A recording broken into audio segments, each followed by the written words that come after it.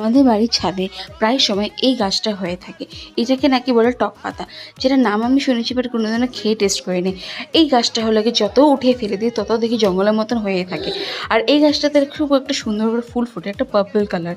আচ্ছা, তোমরা যদি জেনে থাকো এই পাতাটাকে খায় কিনা না, আমাকে অবশ্যই কমেন্ট করে জানাও। আর উঠেছে একটা মটরশুঁটির চারা, আর এই যেখানে হয়েছে একটা লঙ্কার চারা। মানে আমাদের ছাদ বাগানে কিছু গাছ লাগানোর দরকারই পড়ে না, সবজি চকলা যা ফেলি আর তাই দিয়ে আপনি আপ গাছ হয়ে যায়।